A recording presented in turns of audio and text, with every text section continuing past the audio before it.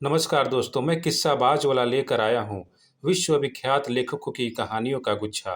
दोस्तों, अगर हमारी कहानी आपको पसंद आए तो इसे लाइक, सब्सक्राइब और शेयर ज़रूर करें। तो आइए बिना देर किए शुरू करते हैं हम आज की कहानी। कहानी का शीर्षक है वह जो आदमी है ना। इसे लिखा है हरिशंकर परसाई ने। निंदा में विटामिन और प्रोटीन होते हैं। निंदा खून साफ करती है, पाचन क्रिया ठीक करती है, बल और स्फूर्ति देती है। निंदा से मांसपेशियां पुष्ट होती हैं। निंदा पायरिया का तो शर्तिया इलाज है। संतों को परनिंदा की मनाही होती है, इसलिए वे स्वनिंदा करके स्वास्थ्य अच्छा रखते हैं। मौसम कौन कुटिल खल कामी, यह संत की विनय और आत्मग्लानि नहीं है, टॉनिक है। संत बड़ा काइयाँ होता है, पर वास्तव में वह विटामिन और प्रोटीन खा रहा है। स्वास्थ्य विज्ञान की एक मूल स्थापना तो मैंने कर दी। अब डॉक्टरों का कुल इतना काम बचा कि वो शोध करें कि किस तरह की निंदा में कौन से और कितने विटामिन होते हैं, कितना प्रोटीन होता है। मेरा अंदाज है स्त्री संबंधी निंदा में प्रोटीन बड़ी मात्रा में होता है और शराब संबंधी निंदा में विटामिन बहुत होते हैं। मेरे सामने जो स्वस्थ सज्जन बैठे थे वे कह रहे थे, आपको मालूम है वो आदमी शराब पीता है। मैंने ध्यान नहीं दिया। फिर उन्होंने कहा, वह शराब पीता है। निंदा में अगर उत्साह न दिखाओ तो करने वालों को जूता सा लगता है। वे 3 बार बात कह चुके और मैं चुप रहा। 3 जूते उन्हें लग गए। अब मुझे दया आ गई। उनका चेहरा उतर गया था। मैंने कहा, पीने दो। वे चकित हुए, बोले, पीने दो? आप कहते हैं पीने दो? मैंने कहा, हाँ, हम लोग न उसके बाप हैं न शुभचिंतक। उसके पीने से अपना कोई नुकसान भी नहीं है। उन्हें संतोष नहीं हुआ। वे उस बात को फिर रेतते रहे। तब मैंने लगातार उनसे कुछ सवाल कर डाले। आप चावल ज़्यादा खाते हैं या रोटी? किस करवट सोते हैं? जूते में पहले दाहिना पाँव डालते हैं या बायां? स्त्री के साथ रोज संभोग करते हैं या अंतर देकर? अब ये ही पर उतर आए। कहने लगे, ये तो प्राइवेट बातें हैं, इनसे क्या मतलब? मैंने कहा, वह क्या खाता पीता है यह उसकी प्राइवेट बात है, मगर इससे आपको ज़रूर मतलब है। किसी दिन आप उसके रसोई घर में घुसकर पता लगा लेंगे कि कौन सी दाल बनी है और सड़क पर खड़े होकर चिल्लाएंगे, वह बड़ा दुराचारी है, वह उड़द की दाल खाता है। मैं पोलाइट हो गया। छोड़ो यार इस बात को। वेद में सोमरस की स्तुति में 60-62 मंत्र हैं। सोमरस को पिता और ईश्वर तक कहा गया है। कहते हैं, तुमने मुझे अमर बना दिया। यहाँ तक कहा है कि अब मैं पृथ्वी को अपनी हथेलियों में लेकर मसल सकता हूँ। चेतन को दबाकर राहत पाने या चेतना का विस्तार करने के लिए सब जातियों के ऋषि किसी मादक द्रव्य का उपयोग करते थे। चेतना का विस्तार, हाँ, कई चेतना का विस्तार देख चुका हूँ। एक संपन्न सज्जन की चेतना का इतना विस्तार हो जाता है कि वे रिक्शे वाले को रास्ते में पान खिलाते हैं, सिगरेट पिलाते हैं और फिर दुगने पैसे देते हैं। पीने के बाद वे प्रोलेतारियत हो जाते हैं। कभी कभी रिक्शे वाले को बिठाकर खुद रिक्शा चलाने लगते हैं। वो यूं भी भले आदमी हैं, पर कुछ मैंने ऐसे देखे हैं जो होश में मानवीय हो ही नहीं सकते। मानवीय उन पर रम के किक की तरह उतरती चढ़ती है। इन्हें मानवीयता के फिट आते हैं, मिर्गी की तरह। सुना है मिर्गी जूता सूंघाने पर उतर जाती है। इसका उल्टा भी होता है, किसी किसी को जूता सूंघाने से मानवीयता का फिट भी आ जाता है। यह नुस्खा भी आजमाया हुआ है। एक और चेतना का विस्तार मैंने देखा था।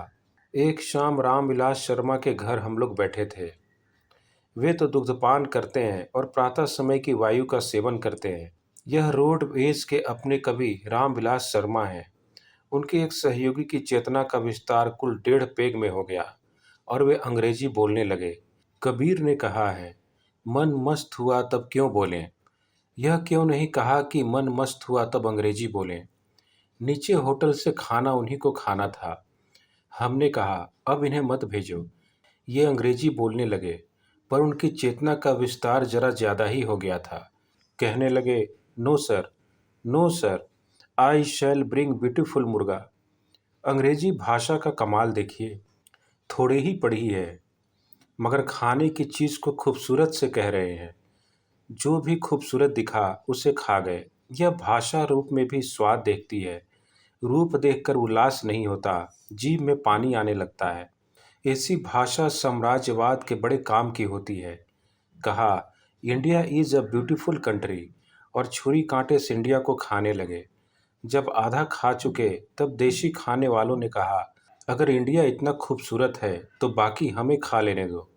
तुमने इंडिया खा लिया, बाकी बचा भारत हमें खाने दो। अंग्रेज ने कहा, अच्छा, हमें 10 लगने लगे हैं, हम तो जाते हैं, तुम खाते रहना। यह बातचीत 1947 में हुई थी। हम लोगों ने कहा, अहिंसक क्रांति हो गई। बाहर वालों ने कहा, यह ट्रांसफर ऑफ पावर है, सत्ता का हस्तांतरण। मगर सच पूछो तो यह ट्रांसफर ऑफ डिश हुआ। थाली उनके सामने से इनके सामने आ गई। वे देश को पश्चिमी सभ्यता के सलाद के साथ खाते थे, ये जनतंत्र के अचार के साथ खाते हैं। फिर राजनीति आ गई। छोड़िए, बात शराब की हो रही थी। इस संबंध में जो शिक्षाप्रद बातें ऊपर कही हैं, उन पर कोई अमल करेगा तो अपनी रिस्क पर। नुकसान की जिम्मेदारी कंपनी की नहीं होगी। मगर बात शराब की भी नहीं, उस पवित्र आदमी की हो रही थी जो मेरे सामने बैठा किसी दुराचार पर चिंतित था। मैं चिंतित नहीं था, इसलिए वह नाराज और दुखी था। मुझे शामिल किए बिना वह मानेगा नहीं। वह शराब से स्त्री पर आ गया, और वह जो न अमुक स्त्री से उसके अनैतिक संबंध हैं। मैंने कहा, हाँ, यह बड़ी खराब बात है। उसका चेहरा अब खिल गया। बोलो, है ना? मैंने कहा, हाँ, खराब बात यह है कि उस स्त्री से अपना संबंध नहीं है। वह मुझसे बिल्कुल निराश हो गया। सोचता होगा कैसा पत्थर आदमी है यह कि इतने ऊंचे दर्जे के स्कैंडल में भी दिलचस्पी नहीं ले रहा। वह उठ गया, और मैं सोचता रहा कि लोग समझते हैं कि हम खिड़की हवा और रोशनी के लिए बनवाते हैं, मगर वास्तव में खिड़की अंदर झांकने के लिए होती है। कितने लोग हैं जो चरित्रहीन होने की इच्छा मन में पाले रहते हैं, मगर हो नहीं सकते, और निरे चरित्रवान होकर मर जाते हैं। आत्मा को परलोक में भी चैन नहीं मिलता होगा। वह पृथ्वी पर लोगों के घरों में झांक कर देखती होगी कि किसका संबंध किससे चल रहा है। किसी स्त्री और पुरुष के संबंध में जो बात अखरती है, वह अनैतिकता नहीं है, बल्कि यह है कि हाय, उसकी जगह हम नहीं हुए। ऐसे लोग मुझे चुंगी के दरोगा मालूम होते हैं। हर आते जाते ठेले को रोक कर झांक कर पूछते हैं, तेरे भीतर क्या छिपा है? एक स्त्री के पिता के पास हितकारी लोग जाकर सलाह देते हैं, उस आदमी को घर में प्रवेश मत आने दीजिएगा, वह चरित्रहीन है। वे बेचारे वास्तव में शिकायत करते हैं कि पिताजी, आपकी बेटी हमें चरित्रहीन होने का चांस नहीं दे रही है।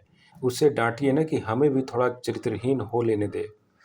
जिस आदमी की स्त्री संबंधी कलंक कथा वह कह रहा था, वह भला आदमी है, ईमानदार, सच्चा, दयालु, त्यागी। वह धोखा नहीं करता, काला बाजारी नहीं करता, किसी को ठगता नहीं है, घूस नहीं खाता, किसी का बुरा नहीं करता। एक स्त्री से उसकी मित्रता है, इससे वह आदमी बुरा और अनैतिक हो गया। बड़ा सरल हिसाब है अपने यहाँ आदमी के बारे में निर्णय लेने का। कभी सवाल उठा होगा समाज के नीतिवानों के बीच, नैतिक अनैतिक, अच्छे बुरे आदमी का निर्णय कैसे किया जाए? वे परेशान होंगे। बहुत सी बातों पर आदमी के बारे में विचार करना पड़ता है, तब निर्णय होता है। तब उन्होंने कहा होगा, ज़्यादा झंझट में मत पड़ो, मामला सरल कर लो, सारी नैतिकता को समेट कर टांगों के बीच में रख लो। धन्यवाद।